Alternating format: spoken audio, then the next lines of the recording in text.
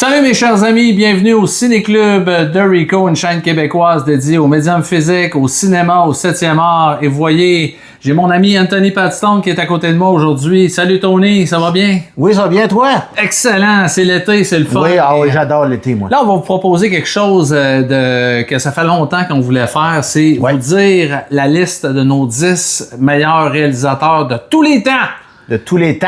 Et c'est pas coulé dans le béton, ça, hein, parce qu'il y a toutes sortes de listes, il y a toutes sortes de gens qui pourraient faire. Vous pouvez faire votre propre liste. D'ailleurs, on inviterait les gens qui nous regardent à faire leur liste et à nous la mettre dans les commentaires. Tout à fait.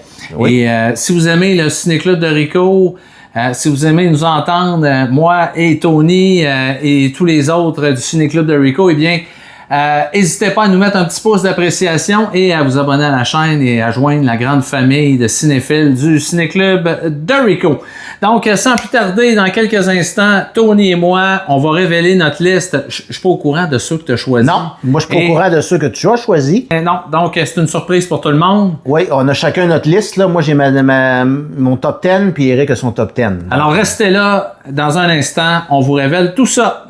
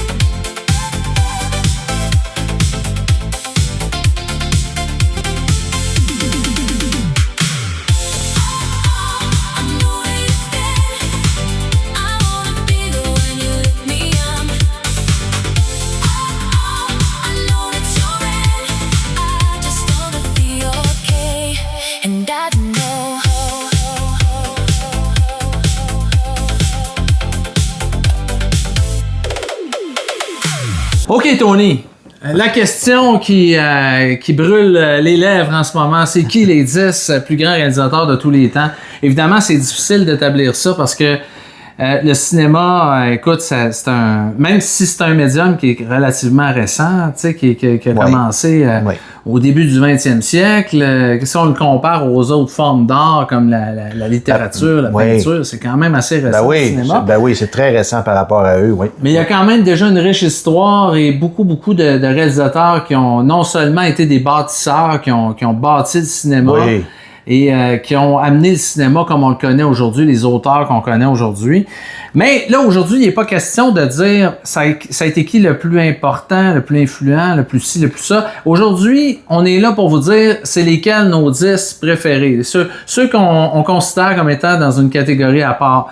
Donc, j'aurais le goût qu'on commence avec toi, Tony. OK. T'es en 10e position. Donc, évidemment, on va commencer par le 10e, oui. Qui t'a mis en 10e position? En 10e position, j'ai mis Orson Welles. Oh, excellent choix, Tony. Orson Welles. Le réalisateur de Citizen Kane, The Magnificent Ambersons, Touch of Evil. Macbeth, Othello, qui est très bon aussi. Faut dire que moi, ce que j'admire d'Orson Welles, ça a été un innovateur tout du long de sa carrière. Tout à fait. C'est la raison principale pourquoi je l'ai mis dans le top 10. Même quand il faisait de la radio à l'époque, il avait fait War of the Worlds à la radio, puis ça avait fait fureur parce que les gens pensaient qu'il y avait une véritable ils pensaient que c'était réel, invasion d'extraterrestres. Puis c'est quelqu'un qui venait il avait fondé une compagnie théâtrale à l'époque qui s'appelait le Mercury Theatre. Oui. Et il y avait beaucoup d'acteurs qui naviguaient autour de ça. Il était très jeune, hein? Il a commencé très jeune. Quand il a fait Citizen Kane, il avait quel âge?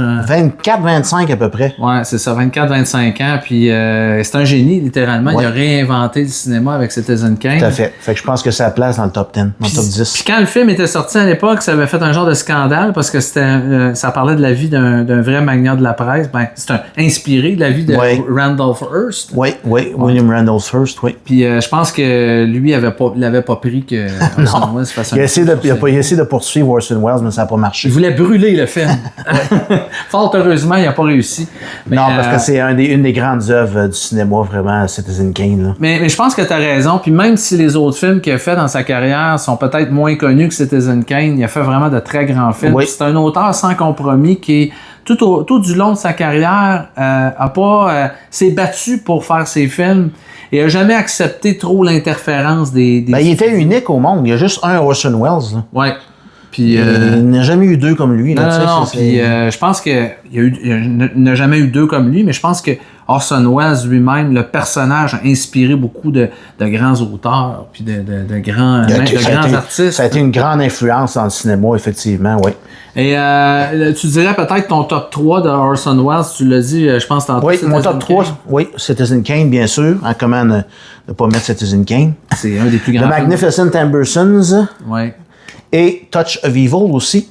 Ouais, j'ai beaucoup aimé. Moi, j'adore dans sa filmographie. Je trouve que c'est dans son top 3. Là. Le plan séquence du début, ça, c'est légendaire. C'est légendaire. Puis d'ailleurs, c'est un film magnifique. Qui a été remonté par Walter Murch. Oui, il a été remonté. Années après Walter Murch, qui était le monteur et celui qui faisait le son pour Francis Coppola. Et il a eu le projet à un moment donné de remonter Touch of Evil parce que les studios l'avaient complètement charcuté, ce film-là. Ouais. Puis, en tout cas, il a fait du beau boulot.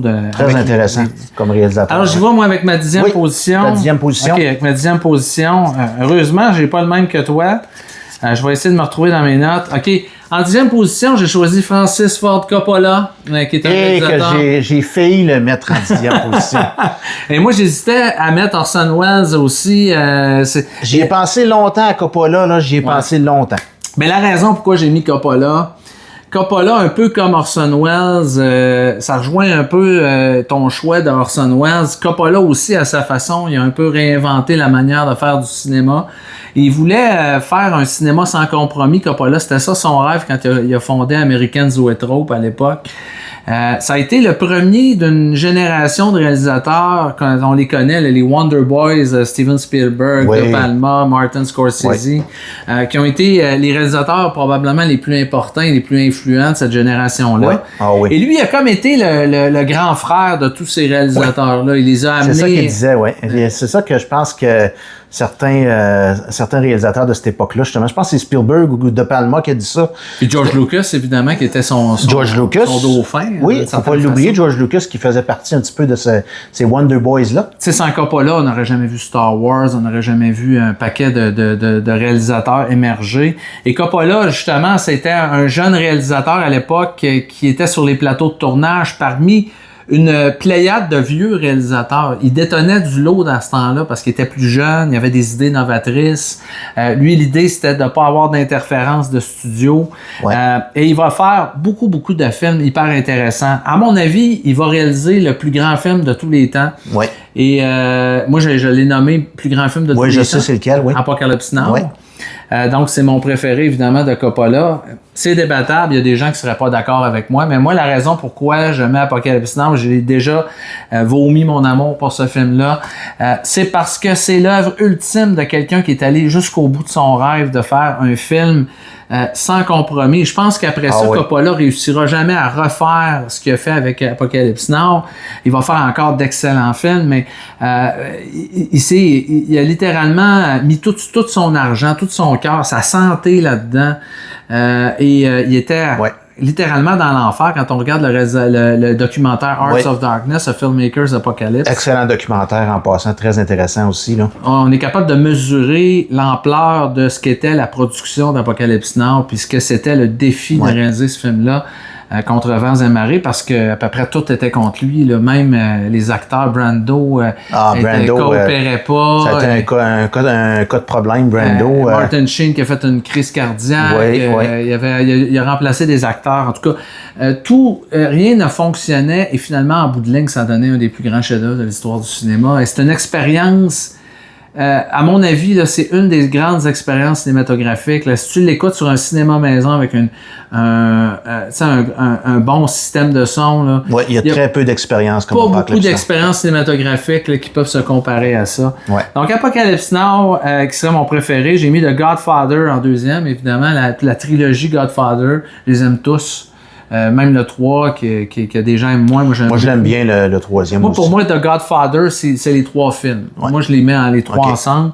Et The Conversation, évidemment, avec une des plus belles performances. Ça aussi, c'est un chef-d'œuvre méconnu un peu. De Gene Hackman. Puis, c'était vraiment extraordinaire. Quand tu penses que The Conversation est sorti, je pense, la même année que Le Parrain 2, ou je pense que 74. Ils ont fait la même année. Oui. C'est quand même incroyable. Donc, en 10e position, Coppola, et je continue d'admirer ce gars-là. Moi, il y en a qui n'ont pas aimé Megalopolis, je peux comprendre, mais moi, j'admire encore le vieux Coppola qui a encore cette âme-là de créateur, qui veut encore faire des films. Qui a de l'audace, Qui a de l'audace, qui n'hésite pas à mettre sa propre argent pour mettre ses rêves sur pellicule. C'est encore un original. Et c'est un original. Moi, j'admire ça et je respecte ça. Ouais. Et, je dirais pas que Megalopolis est à la hauteur d'Apocalypse Now, mais non. C'est un très bon film et c'est admirable venant d'un homme de cet âge-là qui a encore l'énergie et la foi de faire du cinéma sans compromis. Donc, c'est un grand réalisateur. Pour moi, Coppola, il symbolise pour moi le cinéma. C'est Monsieur Cinéma. Voilà. Quel argument. Alors, en 9e... On peut pas débattre ça. Ah, ben non, c'est impossible. En 9e place, qui t'a mis, Anthony? Moi, en 9e place, un Italien, Michelangelo Antonioni. Oh, oui, il figure aussi dans mon palmarès, je dirais. Oui, tantôt. OK. Ouais. Moi, le 9e place, la 10e place, là, j'y ai beaucoup pensé longtemps. Là. Ouais. Les 8 premiers, là, c'était comme un petit peu plus facile, mais Antonioni, je l'avais pas mis au début, mais j'ai réalisé qu'il y a trop fait de films qui sont pour moi des chefs-d'œuvre. Ouais. Des films impeccables, là, vraiment, là, qui ont marqué sa génération. Là. Ben, écoute, on va en parler là, parce que je vais te le dire, il est dans mon classement, mais on va en parler maintenant. Tantôt, je l'évoquerai, là, mais je dirais seulement mes préférés. Mais oui, je suis d'accord avec toi, Antonioni. Pour l'architecture, tu sais, disons, le côté de l'image. Tu sais, sa manière de filmer. C'est un grand maître de l'image, là. Ces films, on peut arrêter ces films à n'importe quel moment, puis c'est une photographie là, impeccable. Là. Tu sais, c'est un peu comme Kubrick, il est très exigeant envers lui-même. Tu sais, c'est un perfectionniste au niveau de l'image, au niveau de ce qu'il fait. Puis il a réinventé un peu avec ses films, quand il a fait l'Aventura puis ces films-là, il a réinventé un peu le langage cinématographique. Oui, je peux toujours nommer les 3 films que je considère ultimes de Michelangelo Antonioni. Là. Vas-y. Mais il y en a d'autres. Oui. Il a fallu que j'en choisisse 3. 3, c'est pas facile. L'Aventura. Oui, en première position. La Notte. Et Blow Up. Oh! Un excellent choix. Mais il y a The Passenger, il y a l'Éclisse, il y en a plein d'autres là, qu'on peut nommer... c'est sûr que sa carrière, à la fin, a comme baissé, tu sais, en termes de qualité, a comme baissé un petit peu, mais je pense qu'il va toujours on va toujours se souvenir de lui pour ses chefs-d'œuvre. Là. Ben moi, j'ai eu l'occasion, quand on a fait l'expérience Antonioni, parce qu'il y en a une vidéo sur Antonioni, d'ailleurs, je pourrais la mettre là, dans les en dessous là, les commentaires là, ou les descriptions. Là, je vous mettrai le lien sur la vidéo qu'on a faite. On a eu bien du plaisir à faire ça. Ouais. On a parcouru toute la filmographie d'Antonioni et j'ai eu l'occasion de réécouter Zabriskie Point, qui est un film qui est fait qui est tourné dans Death Valley aux États-Unis. Mm-hmm. Puis j'ai été vraiment, ça fait longtemps que je l'avais vu. Puis c'est un bon film. J'étais encore épaté par Zabriskie Point. J'aurai l'occasion tantôt de dire mes 3 préférés d'Antonioni. Mais je peux vous garantir là, que si vous ne connaissez pas Antonioni, là, mettez-vous là-dessus. Commencez avec l'Aventura. Vous allez voir, c'est quelque chose. Moi, je l'avais vu dans un cours de cinéma en pellicule. L'Aventura. Ouais. Vraiment avec la belle Monica Vitti. Ben oui. Qui était la muse, à quelque part, de Michelangelo Antonioni. Tout à fait. Oui. Bon, évidemment que vous allez dire à la fin de cette vidéo-là, t'as pas mis tel réalisateur. Oui, sûrement. C'est très toute liste est controversée. Bon. On peut en débattre et en débattre. En 9e position, j'ai mis un autre original, un Italien qui, à mon avis, à chaque fois que j'écoute ses films... Je crois que j'ai une idée. Oui, on peut pas ne pas avoir foi envers le cinéma quand on regarde un film de Federico Fellini. Oui, tout à fait. C'est tellement un des grands originaux de l'histoire du cinéma. Il a participé, premièrement, Fellini, quand le néo-réalisme est arrivé. Il a fait partie de ce mouvement-là avec ses premiers films. et Night at Cabiria, je pense aussi à La Strada avec Anthony Quinn. Oui. C'était des films néo-réalistes. Et après ça, son cinéma s'est transformé. Hein. C'est devenu une espèce de cinéma un peu fantasmagorique, le cinéma de Fellini. Et c'est un grand maître du cinéma, non seulement de l'émotion, tout à fait, mais il nous fait vivre l'émotion comme aucun autre cinéaste a réussi à le faire à l'écran. C'est-à-dire par des images qui nous font rêver, par toutes sortes, une espèce de fantasmagorie cinématographique qui est vraiment qu'aucun réalisateur, à mon avis, a réussi à reproduire de la même façon que lui. Je le considère un peu au cinéma comme les grands peintres, comme les grands auteurs de la peinture. Je trouve que Fellini a vraiment marqué le cinéma de cette façon-là. Je pense entre autres à la Dolce Vita, qui est mon préféré de Fellini. J'adore la Dolce Vita. Dolce Vita. Avec Marcello Mastroianni. Les gens... 8,5 la Dolce Vita. Là, je l'ai mis aussi 8,5. C'est les points culminants. Oui, c'est quoi? Qui met aussi en vedette Marcello Mastroianni.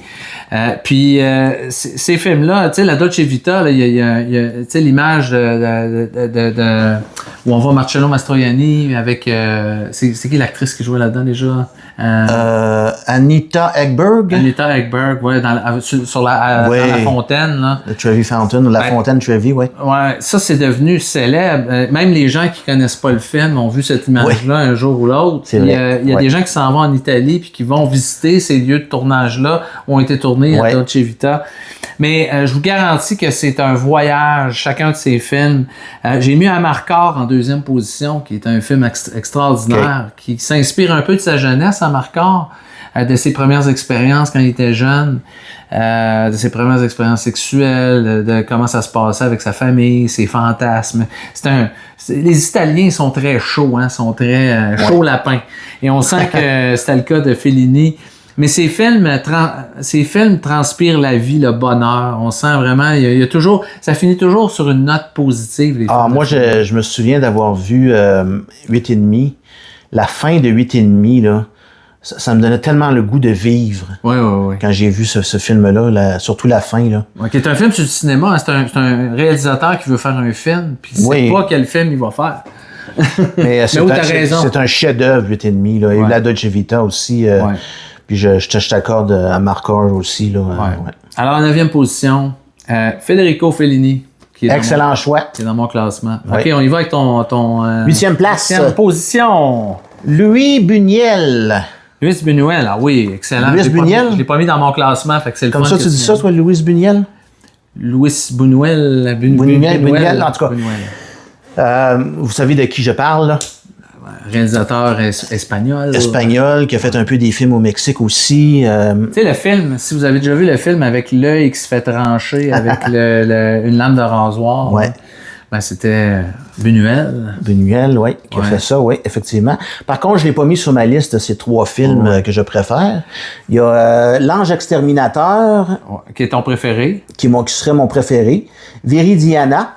Oui. Et Le charme discret de la bourgeoisie. Oui, un film un film qui a tourné en France, je pense. C'est français, en tout cas, oui. C'est français, oui. Puis c'est ça, il a tourné en Espagne, il a tourné en France. C'est une partie de ces films qui ont été tournés en France.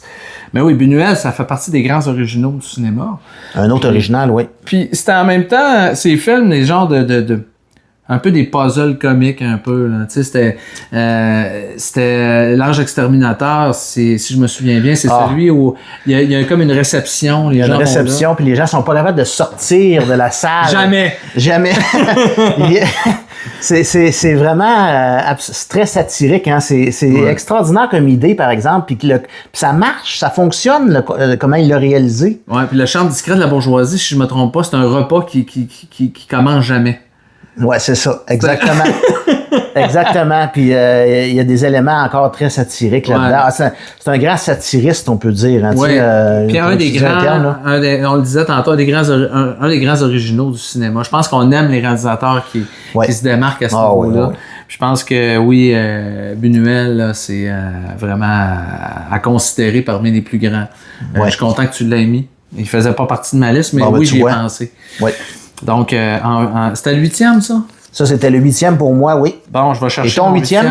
OK, moi, je voulais rendre hommage aux grands pionniers du cinéma, hein, ceux qui ont les bâtisseurs. Il y en avait plusieurs, et tu sais, je pourrais en nommer quelques-uns, là, tu sais, mais que j'ai pas mis sur ma liste et que je regrette de pas les avoir mis. Pour ceux qui sont des fans de ces réalisateurs-là, je pense à Howard Hawks, qui a fait des très bons films. Oui. Il a fait Rio Bravo, Red River. Je pense aussi à, entre autres, je l'ai noté ici, Michael Curtiz, qui est le réalisateur de Casablanca, qui a réalisé. Pas moins. Comment tu penses qu'il a fait le film, Michael Curtiz, dans sa carrière? Une cinquantaine? Il a fait 163 longs métrages. 163 longs métrages. Ouais. En comparaison, Cecil B. DeMille, qui est un autre réalisateur important de cette période-là, a fait 72 longs métrages. Donc, c'est 2 fois plus que Cecil B. DeMille. Incroyable de faire autant de films. Et il a fait des films aussi variés que Casablanca, The Adventure of Robin Hood, Angel with Dirty Faces. Il a touché à peu près tout. Il a fait des films de pirates, il a fait des drames psychologiques. Vraiment un grand réalisateur. Et Michael Curtiz est un des réalisateurs qui a inspiré beaucoup Steven Spielberg, entre autres. John Ford, qui a fait 123 films aussi, que j'ai pas mis sur ma liste. Lui, je suis pas surpris qu'il en a fait 123, par exemple. Il me semble qu'il fait... il y a un ou deux films à chaque année, là, tu sais, je veux dire. Mais dans tous ces vieux réalisateurs que j'ai... je voulais en prendre un. Et j'ai choisi Billy Wilder, qui est mon préféré de toute cette gamme de réalisateurs-là. Ben, c'est un très bon choix. Oui. Et parce qu'il a fait des films qui m'ont vraiment marqué, Billy Wilder. Je trouve que c'est un réalisateur qui a touché à peu près tous les genres et qui a réussi dans tout ce qu'il a touché. À peu près tous ses films sont bons, que vous regardiez n'importe quel, que ce soit des comédies, des drames. Là, je vais en nommer 3 ici, qui sont plus des drames ou des... j'ai été plus du côté dramatique de Billy Wilder, mais on pourrait explorer aussi la comédie. Il a fait tellement de je suis curieux de savoir c'est quoi. Vas-y. Alors, mon premier, c'est Ace in the Hole, avec Kirk Douglas. Oui. Qui fait un journaliste qui travaillait pour une grande ville, qui est un journaliste renommé, qui se retrouve dans un journal local. Et il va profiter d'une tragédie. C'est des mineurs dans un... ça se passe à Albuquerque, au Nouveau-Mexique. Mm-hmm. Et là, il y a une mine qui va s'effondrer. Et il y a des mineurs qui sont pris. Il y a un mineur qui est pris dans la mine, qui est un peu... il est encore vivant, mais il est pas fort. Puis ils sont pas capables d'aller le chercher. Et Kirk Douglas, là-dedans, son personnage, va essayer de mousser un peu sa carrière avec cet événement-là. Donc, il va être un peu dégueulasse d'une certaine façon parce qu'il va utiliser un peu le malheur d'un homme pour exploiter ça pour relancer sa carrière parce que c'est rendu un genre de has-been. Mm-hmm. Et on trouve vraiment un Kirk Douglas là, vraiment qui est pas un... Tu sais qu'on a vu souvent jouer des héros ou des personnages plus flamboyants. Mais ici, on reconnaît un peu comme... on voit un peu que Michael Douglas faisait souvent des personnages à la limite entre les méchants et les bons. Tu sais, il jouait souvent des policiers corrompus, des trucs comme ça, comme dans Black Rain. Et on trouve aussi Kirk Douglas dans un rôle très gris. Hein? Il est sympathique à certains moments du film, mais on comprend que c'est un personnage. C'est un personnage complexe. Quand même, il y a une complexité dans l'histoire. C'est fascinant, ce film-là. C'est très, très bien fait. Et on comprend que le métier de journaliste, en même temps, ça implique des fois de faire des choses comme ça qui sont des fois un peu discutables. J'ai mis en deuxième place The Lost Weekend sur un auteur qui essaie d'écrire un livre, qui est alcoolique. Oui, alcoolique, oui. Il y a toutes sortes de déboires avec sa femme. Ça fait très longtemps que j'ai vu ce film-là, par exemple. Je l'ai vu une fois il y a longtemps, mais... Et là, il promet qu'il va mettre de côté la bouteille, mais il n'est pas capable. Tu sais, c'est un alcoolique notoire. Donc, c'est un film qui m'a marqué. J'en ai déjà parlé au Ciné-Club de Rico. Et j'ai mis en troisième position Double Indemnity, qui est un excellent thriller, un des meilleurs polars, un des meilleurs films noirs de l'époque. Un de mes préférés des films noirs, oui. Et j'aurais pu en mettre plein d'autres de Billy Wilder, Sunset Boulevard. Écoute, il a tellement fait de grands films. Donc, en 8e position, Billy Wilder, qui est, à mon avis, un des plus grands, un de mes préférés, en tout cas, de cette période-là. Alors, Rico, en 7e position pour moi. Oui. Akira Kurosawa. Je l'ai mis aussi dans mon top 10. Fait que tantôt, on va passer. Ça, je m'en doutais. Je m'en doutais un peu, là. Les 3 films que j'ai mis de lui, c'est Seven Samurai, les 7 samouraïs. Ça, c'est un des plus grands films de tous les temps. Ouais. Ça, c'est indiscutable. C'est une des plus grandes œuvres à mettre à côté de Citizen Kane, Apocalypse Now. Ouais. C'est un des monuments du cinéma. Ikiru. Oui. Et Ran. Oui. Quel film? Un des derniers grands films de ce genre-là, je trouve, Ran. Oui, épique, là.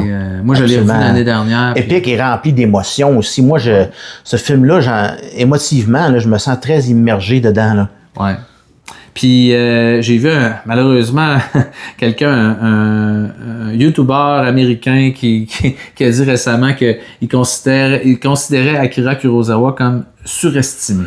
Okay. Alors, comment qu'on peut considérer Akira Kurosawa comme surestimé?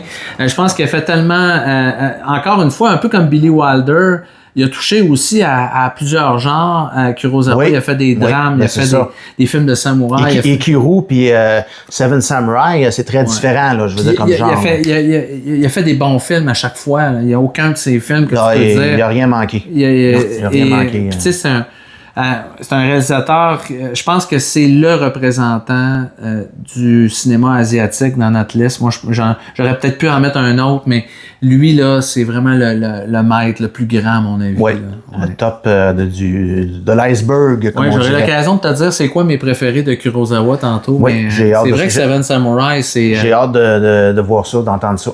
Seven Samurai, c'est comme l'ultime film. OK. Ton 7e? 7e position, j'ai mis Roman Polanski, que j'ai toujours considéré comme étant un des maîtres. Je sais qu'il y a toutes sortes de controverses autour de Polanski. C'est-tu vrai, c'est-tu pas vrai? Bon, on n'est pas là, je suis pas là pour débattre de la vérité ou on est là pour parler de cinéma.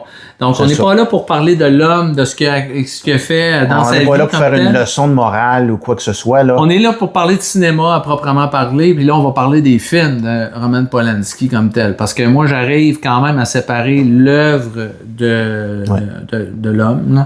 Alors, Polanski, pour moi, c'est un des grands maîtres du cinéma. Moi, j'ai toujours aimé Polanski. Dès que je l'ai découvert, je pense que le premier film que j'avais vu de Polanski, c'était Chinatown, que j'avais vu à l'époque. J'avais découvert son cinéma avec ça. Chef-d'œuvre aussi. Qui est un film noir. Ouais. Un peu comme ça en faisait à l'époque, mais un peu plus contemporain. Ça se passe... C'est un film noir, mais tourné dans les années... fin des années 60. Je pense que c'est mon préféré de Polanski. Ah oui, c'est excellent. Puis Nicholson est excellent là-dedans. Tout est parfait dans ce film-là. Là. Le scénario est Faye Dunaway, meilleure performance de sa carrière. Alors, on suit le détective privé Jake Gittes qui est sur une sombre affaire. C'est un film qui finit, la fin de Chinatown, là, ça finit quand même... C'est troublant, la fin de Chinatown. Ouais. Donc, en première position, j'ai mis Rosemary's Baby avec Mia Farrow. Un film que c'est un grand film d'horreur. Oui. Il était dans notre top 31 en passant aussi, là, des films d'horreur de tous les temps. Presque ex-aequo avec Chinatown. Et parce que j'hésitais, là. Je me disais. Et j'ai mis en 3e position, là, c'était dur parce qu'il y a tellement de bons films dans sa filmographie, là.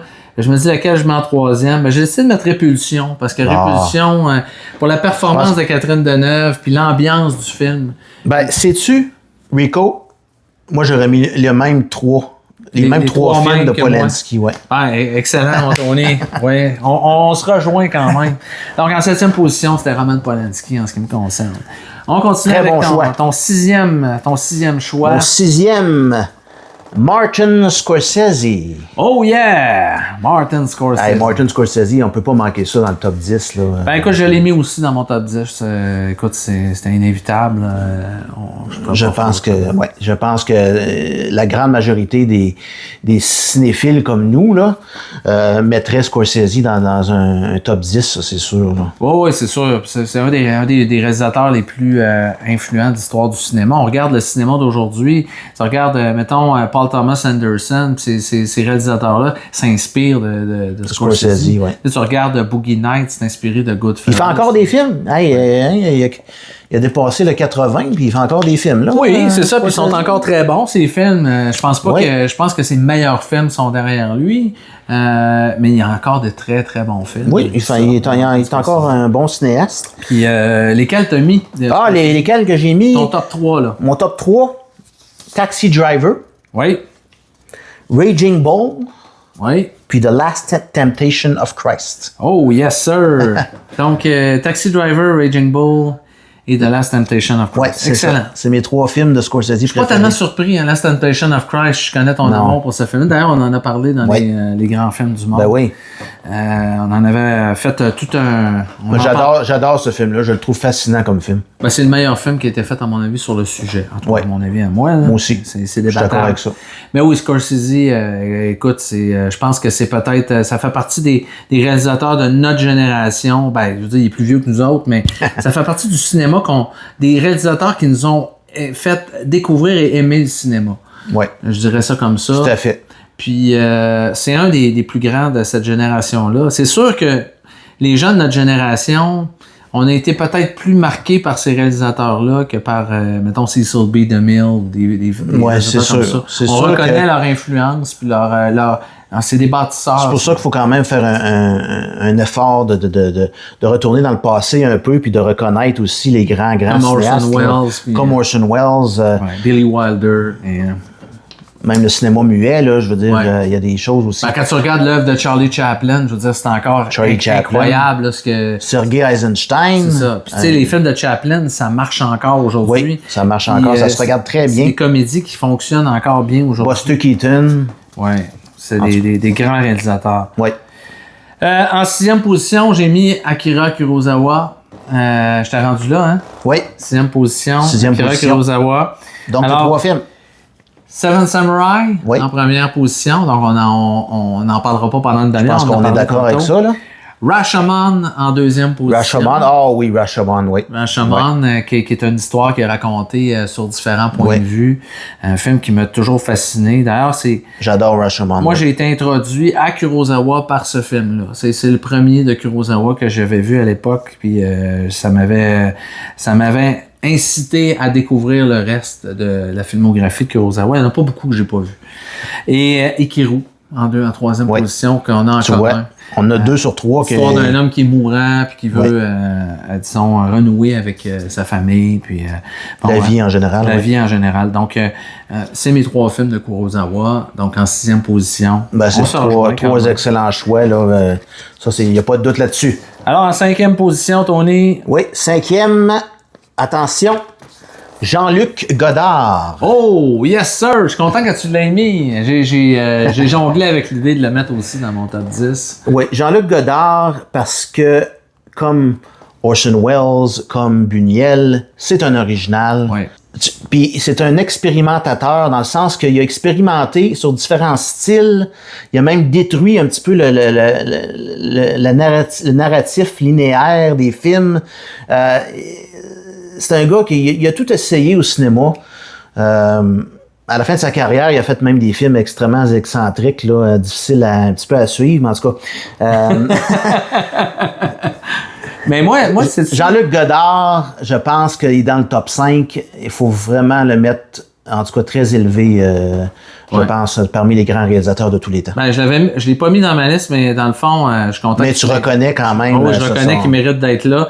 Puis moi, c'est un réalisateur, tu sais, dans les réalisateurs de la nouvelle vague française, quand j'étais plus jeune, là, c'était pas mon préféré. Tu sais, on dirait que j'avais peut-être pas l'âge de... À ce moment-là, je tripais pas quand j'étais plus jeune sur Jean-Luc Godard. Ouais. C'est plus vieux que je l'ai redécouvert.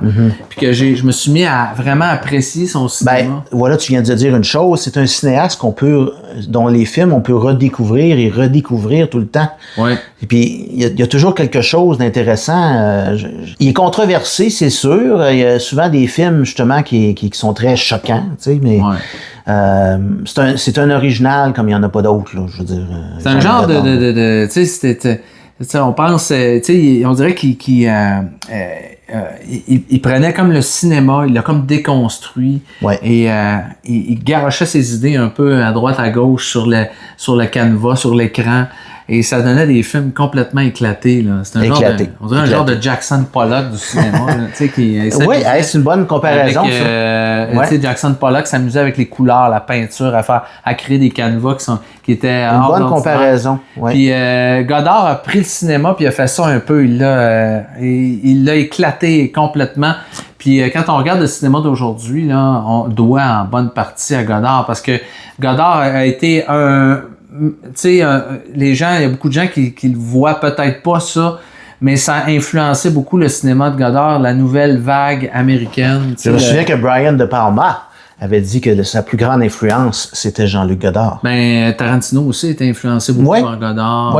Beaucoup de grands réalisateurs ont été influencés par ça. Comme il a amené le nouveau mouvement américain, le renouveau américain avec Bonnie and Clyde. D'ailleurs, il devait le réaliser à un certain moment, Bonnie and Clyde. Tu vois, il avait été approché par Warren Beatty. Et le renouveau américain s'est inspiré de la nouvelle vague française, donc par conséquent de Jean-Luc Godard. Donc il mérite d'être là. Pas compliqué. Et tes 3 préférés? Il est dans mon top 5 à moi. Et ses mes 3 préférés plutôt de Jean-Luc Godard. C'était un petit peu difficile. À bout de souffle. Oui, évidemment. Vivre sa vie. Ah, moi aussi. Et Pierrot le Fou. On a les 3 mêmes. Ouais, et j'aurais Weekend qui se rapproche aussi. Là. Weekend, ça c'en est un petit peu plus excentrique un peu. Là. Mais Vivre sa vie, là, j'adore ce film-là. Bande à part aussi, c'était bon. Il y a tellement Bande à part, oui. Ah, il y a tellement de... Bande à part, la petite danse qu'ils font, Anna Karina, puis les 2 acteurs. Là. D'ailleurs, quand je te disais que Tarantino est influencé par Godard, sa compagnie de production s'appelle Band Apart. La compagnie de production de Tarantino. De Tarantino, donc Band Apart. Ça vient de là, oui. Ça vient de là. Donc, là, on est rendu à quelle position? On est rendu au 5e, mon cher Rico. Au 5e, j'ai mis Michelangelo Antonioni. J'ai mis plus haut que toi. Je peux pas être en désaccord avec ça. Là. J'ai été plus généreux avec Antonioni que tu l'as été. Écoute, Antonioni, il m'a marqué, il continue de me marquer. Puis je continue d'être émerveillé par ses films. Ça m'a vraiment... Je l'aurais peut-être pas mis aussi haut, mais le fait que ces films sont frais à ma mémoire, qu'on a fait une rétrospective d'Antonioni, ça m'a permis de revoir tous ces films et ça m'a vraiment confirmé mon amour pour ce cinéaste-là. Donc, en première position, j'ai changé un petit peu avec le thème. J'ai mis le plus important, je pense que c'est l'Aventura qui est en première position. J'ai mis Red Desert en deuxième position. Un autre chef-d'œuvre. Avec Monica Vitti que je trouve extraordinaire. Et Blow Up. Blow Up, qui est un film marquant. Que j'ai en 3e aussi. Ouais, qui est un film qui a tourné dans le Swinging London. Ouais. C'était excellent. Des années 60, là, c'était... Allez voir ça, le truc qu'on a fait sur Antonioni, là, ça vaut la peine. Vous allez voir des extraits. On en parle de toute sa filmographie, du premier jusqu'au dernier. Oui, en grande profondeur. Ça va vous donner le goût de regarder les films en question. OK, on y va avec la quatrième. On avance, là. Ingmar Bergman. Oui. Évidemment, je pense que c'est un incontournable. Je sais pas si toi tu y as pensé. Ben écoute, oui, j'ai pensé, puis c'est un cinéaste que j'adore. Je l'ai pas mis dans mon top, mais écoute, je l'avais noté, j'avais mis dans mes notes. Je te dirais un peu c'est quoi. D'ailleurs, je l'ai dans mes notes ici. Je te dirais c'est quoi mes préférés de Bergman. Là. On va commencer avec toi. Bergman, qui est un réalisateur suédois, qui a fait parmi les plus grands films de l'histoire du cinéma, on va se le dire. Ben oui. Tu sais, la fameuse image de la mort qui joue aux échecs avec le chevalier qui est joué par Max von Sydow, c'est comme une image iconique du cinéma. Ben oui. D'ailleurs, je vais te nommer mes 3 films. Bon, on y va. Et il y a Cries and Whispers en première position pour moi. Oui. Persona. Et Le 7e saut. Très, très, très bon choix. Moi, j'irais avec Cries and Whispers en première position. Oui. Wild Strawberries, Les Fraises Sauvages. Oui, OK, oui. Position, l'histoire d'un vieux bonhomme là, qui revient un peu sur les traces un peu de son passé. Et Le 7e saut. Mais tu vois, encore une fois, avec Persona. Tu vois, encore une fois, on se rejoint beaucoup quand même. On se rejoint pas mal. Ouais. Donc, oui, grand réalisateur. D'ailleurs, ils ont sorti un coffret Criterion il y a quelques années avec presque l'intégrale de... Ouais. Il en manque peut-être un ou deux, là. Mais ça vaut vraiment la peine de parcourir la carrière de Ingmar Bergman, qui était un grand scénariste, un grand directeur d'acteurs et qui aimait beaucoup les comédiennes. Ses comédiennes étaient toujours extraordinaires. Oui. D'ailleurs, lui-même tombait en amour avec ses comédiennes. Les Volman. Oui. Puis il y avait des grands acteurs aussi, Erland Josephson, etc. Là, Ouais. En tout cas, il y a une filmographie extraordinaire, Bergman, là, presque impeccable. Excellent. Donc, je suis d'accord avec toi. Il mérite sa place parmi les plus grands. En quatrième. En quatrième position, j'ai mis Steven Spielberg. Ben oui, écoute. Qui, à mon avis, j'ai pas le choix de le mettre là. C'est à mon avis, un de mes préférés. Hein. Il n'y a pas à dire. Et c'était le plus dur, c'était de choisir lesquels que j'allais mettre. Moi aussi, là. j'ai trouvé ça dur de choisir les 3 films. Mais Steven Spielberg, évidemment, j'ai mis en première position celui que je considère comme étant l'ultime film de Spielberg. Et dans mes 3, j'ai pas mis Schindler's List. Là. Schindler's List n'est pas dans mes 3 meilleurs Spielberg. Moi non plus. Donc, ça va peut-être en étonner quelques-uns, mais j'ai mis E.T. The Extraterrestrial en première position. Pour moi, c'est l'ultime. Tu sais, il n'y a pas plus film de Spielberg que E.T. The Extraterrestrial. Tout le langage, la magie du cinéma de Spielberg est encapsulé dans ce film-là. Et la trame sonore de John Williams, tout est là. Je pense qu'il a toujours dit que c'était son préféré de lui, hein, je pense. Puis j'y crois, parce que je trouve que c'est son plus grand film. Je trouve que c'est un très, très grand film. Il y a de la magie dans ce film-là. Là. Puis on peut pas s'empêcher de verser quelques petites larmes à la fin. Là, en deuxième position, j'ai mis le film que j'ai écouté le plus souvent dans ma vie, Indiana Jones and the Temple of Doom. Ah, ben oui. Qui est mon préféré de la série Indiana Jones. C'est même le mal-aimé un peu de plusieurs qui disent Last Crusade, c'est le meilleur. Last Crusade, c'est pas le meilleur. Non, Last Crusade, c'est une repompe de Raiders of the Lost Ark. C'est le fun, l'histoire du père du fils, mais c'est une affaire qu'on a déjà vue avant. C'est vrai que la dynamique entre Harrison Ford et Sean Connery était le fun à l'écran. J'en conviens que c'est un meilleur film que les 2 derniers Indiana Jones. Ouais. Mais Indiana Jones and the Temple of Doom est largement supérieur à Last Crusade. Et quand je dis largement supérieur, c'est largement supérieur.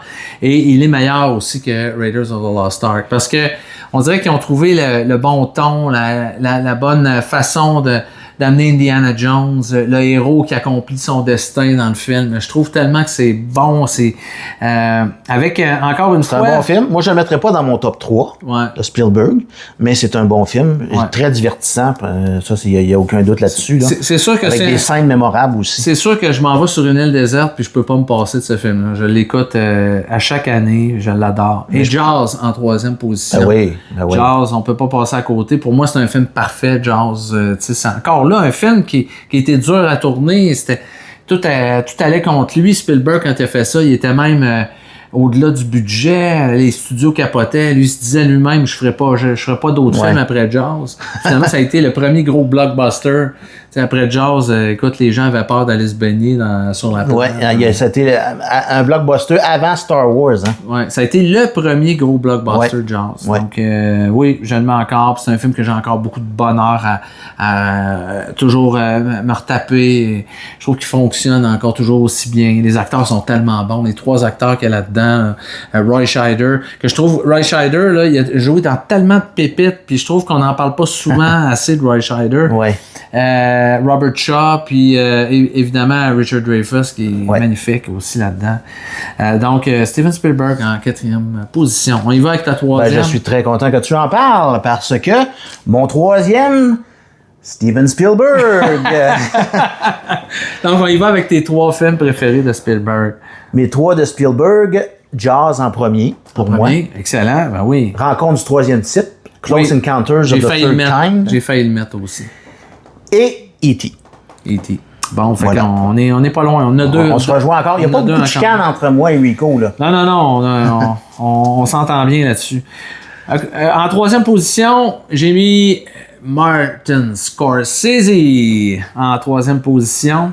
Parce que c'est un des plus grands de tous les temps, son œuvre est incommensurable, c'est bon du premier film jusqu'au dernier. Ouais. Mais écoute, j'ai mis les trois, il fallait que j'en choisisse trois dans sa filmographie. Oui, vas-y, c'est pas facile. Je vais entendre ça. Ah ouais. Donc j'ai mis en première position Taxi Driver, parce que pour moi, Taxi Driver, c'est comme, quand on regarde Taxi Driver, pour moi, il a fait des films avant Taxi Driver, là, mais Taxi Driver, pour moi, c'est l'œuvre maîtresse de Scorsese. C'est comme si il y avait tout là-dedans de son cinéma, de ce qui va influencer son cinéma, tu sais, son cinéma par après, et qui va influencer beaucoup d'autres réalisateurs aussi. Ah oui. La cinématographie du film, l'ambiance. On est vraiment dans les années 70 aussi. C'est encore un film assez quand même brutal un peu, tu sais. Je veux dire, c'est difficile à regarder la fin, mais c'est tellement puissant en même temps, tu sais. J'aime un peu l'immersion d'être dans New York de ces années-là. Ouais. Tu sais, quand De Niro est dans son taxi au début. Puis oui, c'était tellement bien filmé. Les essuie-glaces, puis on voit l'image de la ville un peu déformée avec De Niro qui parle, qui veut devenir une espèce d'ange exterminateur, tu sais, qui est devenir un justicier là, pour nettoyer la ville de tous les malfrats. Ah, c'est un chef-d'œuvre. C'est un chef-d'œuvre. C'est excellent. En deuxième position, presque ex aequo, parce que, écoute, c'est un film. Ça aussi, je dirais que au même titre que Taxi Driver, c'est une autre œuvre maîtresse de Scorsese, c'est Goodfellas, que j'ai mis en deuxième position. Ah oui, c'est un des grands aussi. Parce que, écoute, c'est une histoire qui est riche. Il y en a qui disent que Casino est meilleur que Goodfellas. Moi, je trouve que Goodfellas est meilleur que Casino. Goodfellas est meilleur que Casino, oui. Oui, parce que, écoute, c'est riche. On suit, dans le fond, l'histoire d'un jeune homme qui va aller dans la mafia. Et l'histoire se passe sur 3 ou 4 décennies où on suit tous ces personnages-là. On a l'impression de faire partie de cette famille-là d'une certaine manière. On connaît tous les codes, la manière dont ils vivent. C'est divertissant, c'est drôle, c'est violent. Il y a de tout là-dedans. Les acteurs sont tous au sommet. La réalisation de Scorsese est au sommet. Le scénario est riche. On rit, hein, on s'amuse, mais en même temps, il y a des bouts où on est là, ouais, what the fuck, mais on assiste à de la violence extrême. On est avec ces mafieux-là dans leur quotidien. On voit un peu comment ça marche, leur relation amoureuse, comment ça marche quand ils montent un coup, comment ça marche quand ils se trahissent les uns les autres. Un très grand film. À travers la vie d'un homme qui va finir un peu misérable à la fin. Il va vendre tous ses anciens acolytes pour se faire une petite vie misérable quelque part. C'est un genre de tragédie en même temps, Goodfellas. Et Ray Liotta, est-tu bon là-dedans? Est-tu extraordinaire? C'est la performance par excellence de Ray Liotta, il n'y a pas de doute là-dessus. Et De Niro, évidemment. Joe Pesci qui nous hante après le film. Il est tout petit, Joe Pesci, mais il a l'air de mesurer 7 pieds 3 là-dedans. Il y a du charisme, cet acteur-là. Là, c'est incroyable, là, malgré sa petitesse. Et en troisième position, j'ai mis Raging Bull aussi, qui à mon avis est un autre film marquant de Scorsese. Et j'avais After Hour pas loin et The Last Temptation of Christ aussi. After Hour, c'est un bon choix aussi, oui. J'aime bien ce film-là, moi. Ouais, j'aime beaucoup ça. Puis c'est un film original aussi. After Hour, c'est amusé Scorsese quand il a fait ça. Donc, c'est mes 3 de Scorsese en deuxième position. En troisième position, oui. On va pas trop vite, là. J'ai l'impression que les deux autres, ça va se ressembler, mon Tony. En deuxième position, pour moi, Alfred Hitchcock. C'est mon deuxième aussi. C'est mon deuxième aussi.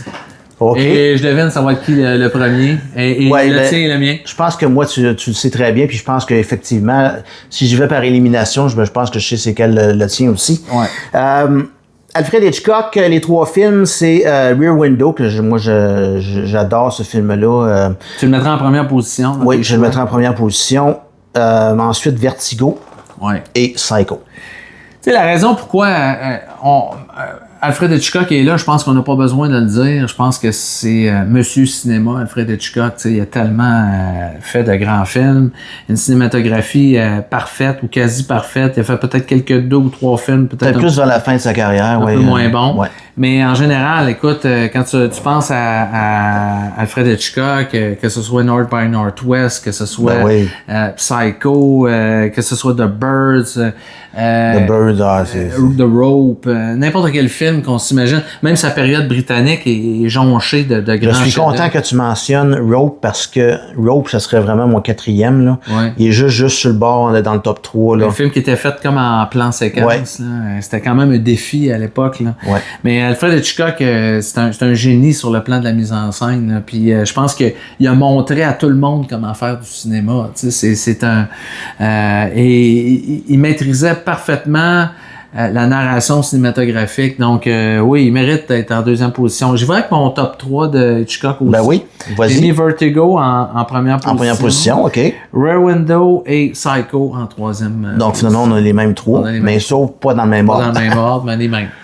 Donc, pour moi, c'est... On est plate un peu, hein? On se retrouve avec pas mal des choix similaires. Ouais, puis là, on va être plate en maudit parce que j'ai l'impression que le premier, ça va être exactement la même affaire. Alors, le premier, on le nomme ça en même temps.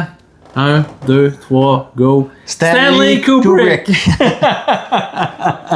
Eh oui, Stanley Kubrick, je pense qu'il n'y a pas de débat là-dessus. Là. En tout cas, il pourrait il y a un débat, mais... Mais en tout cas, dans le cas de toi et moi, il n'y en a pas. Là. Dans le cas de toi et moi, non. C'est évident qu'il n'y en a pas. Non, c'est ça, on ne chicanera pas là-dessus, ça, encore moins. On peut-tu dire au monde pourquoi on a mis Kubrick en première position? Il faudrait au moins justifier là-dessus. Hein, parce qu'il y a des gens qui vont dire non, c'est pas Kubrick. Eh oui, c'est Kubrick. Parce que, premièrement, Kubrick, quand il faisait un film, c'était un événement. Oui. Il faisait pas des films à toutes les années, là, Kubrick. Là. Puis, il n'y a pas grand réalisateur qui ont fait 13 films puis à peu près 10 chefs-d'œuvre sur les 13. Ah, oui. Peut-être même 11. Oui. Techniquement, il était impeccable. C'est un grand artisan du cinéma. C'est un perfectionniste qui est un petit peu trop des fois dans sa personnalité, son tempérament. Là. Ouais. Mais il a fait des films qui ont littéralement marqué, je dirais, plus que le cinéma, l'art en général. Oui. Comme 2001. 2001, l'Odyssée de l'espace. 2001, l'Odyssée de l'espace. Ça a révolutionné la science-fiction. Là. Ça a révolutionné la science-fiction. C'est encore très à jour aujourd'hui. Ouais. Tu regardes ça, puis les effets spéciaux passent encore très, très, très, très bien. L'aspect sur l'exploration de l'IA, là, le HAL 9000, là, qui est l'ordinateur, là, qui est une intelligence artificielle. Très intéressant aussi de la façon que c'est quasiment une prophétie. Là. HAL devient un peu prend le contrôle de l'histoire, en fait. Là, puis, ouais, c'est un genre de thriller qui est comme en plein milieu du film, mais qui fait partie en même temps de ce que Kubrick veut nous raconter sur l'évolution. Tu sais, c'est l'intelligence artificielle avant son temps. Tu sais, c'est ce qu'on connaît aujourd'hui, que Kubrick et Arthur C. Clarke aussi. Arthur C. Clarke ont eu la vision à l'époque. Ouais, les deux ensemble. Là, c'est vraiment, des visionnaires, mais écoute, on pense au cinéma de Stanley Kubrick, que ce soit Barry Lyndon, que ce soit The Shining, dans des genres complètement différents. Mais un perfectionniste de l'image, un raconteur comme il n'y en a pas d'autres. Et il n'existe pas de... Il n'y a que Kubrick pour faire du Kubrick. Il y en a beaucoup de réalisateurs qui ont essayé de faire du Kubrick. Oui, on appelle ça du Kubrickien, mais tu peux pas égaler vraiment l'impact que ces films ont eu sur l'histoire du cinéma. Non. C'est devenu aussi des phénomènes culturels. Je veux dire, le monolithe de 2001, là, on le voit des fois dans des annonces. En tout cas, moi, je regarde beaucoup de télévision anglaise. Clockwork Orange, et même la musique qu'on retrouve dans Clockwork Orange, on la retrouve souvent aussi ailleurs, dans d'autres. Même les Simpsons ont fait beaucoup d'épisodes sur les films de Stanley Kubrick. Et même, il y a un épisode même où Kubrick apparaît dans les Simpsons. Là, il a vraiment créé des films qui sont des phénomènes culturels. Puis on sent tout le perfectionnisme là-dedans, tout le souci du détail dans chaque moment, dans chaque image morceau de cinéma. Moi, je dirais que pas juste les films sont des chefs-d'œuvre, mais chaque image est un chef-d'œuvre. Ah oui, absolument. Puis, c'est ça la différence avec Kubrick et les autres. Je dirais que tous nos réalisateurs qu'on a nommés là, sont tous extraordinaires. Là. Ouais. Mais je pense que le top là, de la montagne, là, c'est Stanley Kubrick. Mais il y a des réalisateurs il y a des acteurs qui le trouvaient tough un peu, là, tu sais, comme Tom Cruise, quand il était rendu à la 193e prise de Eyes Wide Shut, il commençait à en avoir plein son cul, mais il reste que tout du long de sa carrière, il a fait des chefs-d'œuvre et il y a des films qu'il n'a pas réussi à faire. J'aurais été curieux de voir son Napoléon. Il y avait un film sur Napoléon qu'il voulait faire. Mais écoute, son dernier film, Eyes Wide Shut, je pense qu'il est sous-estimé dans sa filmographie. Moi, je l'ai vu, l'édition Criterion qui est sortie l'année dernière. Oui. Puis écoute, j'ai redécouvert Eyes Wide Shut, vraiment extraordinaire. Vous avez l'occasion de mettre la main sur l'édition Criterion de Eyes Wide Shut. Quel film pour clore une carrière qui était impeccable. Je sais que Eyes Wide Shut a été reçu originellement, comme bien beaucoup de ses films, avec une certaine controverse, dans le sens que c'était mitigé un peu, là, c'était divisé. Là. Il y en a qui l'adoraient comme un chef-d'œuvre, puis il y en a qui l'ont considéré que c'était le pire film de Stanley Kubrick. Mais avec les années, les gens redécouvrent ces films-là, puis ça veut pas, ça reste dans leur tête, puis là, ils veulent le revoir quand même. Exactement. Puis quand ils le revoient, là, tout d'un coup, c'est un chef-d'œuvre. Tu sais? Ouais. C'est des films qui restent dans notre esprit, là, les films de Stanley Kubrick. Là. Alors, dans ton top 3 de Kubrick, lesquels mon top 3 de Kubrick, bon, il y a 2001, l'Odyssée de l'espace, 2001, A Space Odyssey, A Clockwork Orange, évidemment, en deuxième, et The Shining en troisième, mais j'aurais pu en mettre 10, 13, tous ces films. Ben, écoute, c'est un bon top 3. Je vais te dire le mien. J'ai mis 2001 Odyssée de l'espace en première position. J'ai mis un Clockwork Orange en deuxième. Encore là, on s'ostine pas bien gros. Et en troisième position, c'est là que ça change un peu. J'ai mis Doctor Strangelove, qui est encore une fois aujourd'hui un de mes Kubrick préférés. J'adore ça. Ben oui. C'est sorti la même année qu'un film de Sidney Lumet qui était très bon aussi, qui s'appelait Fail Safe, qui était sur le même sujet. Mais je préfère évidemment Doctor Strangelove. Des approches très différentes. Pour le côté satirique du film. Puis, George C. Scott dans ce film-là, il est incroyable. Extraordinaire. À un moment donné, il y a une scène où il parle qu'il n'y aurait pas autant de morts. Oui, il mesure le nombre de morts. Il mesure le nombre de morts. C'est acceptable pour lui qu'il y ait des milliers de morts. C'est acceptable pour lui qu'il y ait des milliers, parce que au moins ça ne sera pas des millions. C'est comme. Puis le Peter Sellers, qui fait le président des États-Unis, qui essaie d'appeler le président de la Russie pour y expliquer que malencontreusement, il y a un de ses généraux qui a envoyé des avions, envoyé des bombes nucléaires. Excuse-moi, il y a une scène extraordinaire. Je veux pas que tu te fâches, mais une scène extraordinaire quand il est au téléphone avec le président russe. Effectivement. Évidemment, il y a une bagarre à un moment donné dans le War Room, puis là, il dit la fameuse réplique You can't fight here, it's the War Room. Il y a tellement de dialogues là-dedans qui sont restés. Là. Terry Southern est le co-scénariste de ce film-là aussi. Il a contribué beaucoup au dialogue et à l'humour noir du film. Ouais, et tous les acteurs sont bons. Sterling Hayden qui joue là-dedans, qui est complètement crackpot là-dedans. Peter Sellers qui joue 3 rôles. Et il y en avait 4 en passant. Ouais. Au début, Peter Sellers devait jouer 4 personnages. Ils ont coupé un au montage ou Ils ont changé le personnage du capitaine à la fin là, qui est sur la bombe. Là, ça devait être Peter Sellers? Ça devait être Peter Sellers, mais finalement, ça a été un autre acteur. Là. En tout cas, moi, c'est mon film préféré de Kubrick. Pas de Kubrick, mais de Peter Sellers. Moi, j'ai adoré c'est extraordinaire ce que Peter Sellers a fait dans ce film-là. Puis, le range Puis la finale, écoute, c'est une finale apocalyptique. Hein, c'est la fin du monde. C'est toutes les bombes qui explosent. Meet again. Don't know when. Don't know when. Ouais, exactement. C'est quand même un excellent top 10. Moi, je suis content des choix qu'on a faits. Moi, j'assume mes choix entièrement. Moi aussi, j'assume mes choix. Et je sais que ça ne sera pas la même liste pour tout le monde. Non. Il y aura d'autres réalisateurs qu'on n'a pas mentionnés qui se seront sur vos listes. Mais c'est ça, faire des listes. Exactement. Écoutez, j'ai fait la liste la plus informée possible et la plus objective et avec une certaine subjectivité aussi. Là. Ouais. Mais j'ai fait la meilleure liste que je pensais. Je pensais aussi, écoute, on en aurait plein dans la tête, tu sais, Michael Pressburger, tu sais, il y en aurait plein qu'on pourrait nommer, mais écoute, il fallait arriver avec 10. Donc, si vous n'êtes pas d'accord avec notre liste, vous pouvez nous le dire respectueusement, sans nous traiter d'enfoirés et de salopards. Mais ça va nous faire plaisir d'en débattre avec vous et évidemment, Ça nous a fait un plaisir aujourd'hui de faire cette petite vidéo-là pour vous et de vous lancer comme ça notre top 10 de nos réalisateurs préférés. En tout cas, ceux qu'on considère comme étant le Panthéon, le Panthéon, ouais. Le Mont Rushmore, si on pouvait mettre 10 visages, ce serait ceux-là, ouais, c'est ça. Du cinéma. Donc, non, j'ai bien aimé ça, découvrir ta liste, là, vraiment, c'était très intéressant de voir certains réalisateurs que j'avais pas sur ma liste à moi, mais qu'en même temps, c'est tellement logique qu'ils soient là. Oui, pareillement pour moi, avec les tiens comme Buñuel et Bergman. Donc, j'espère que vous avez passé du bon temps avec nous et que vous allez vous abonner à la chaîne du Ciné-Club de Rico. Si ça a été le cas, mettez-nous un petit pouce d'appréciation et on a hâte de lire vos commentaires. Donc, merci Tony et on se retrouve dans quelques jours pour toujours un plaisir. Surprise au Ciné-Club de Rico.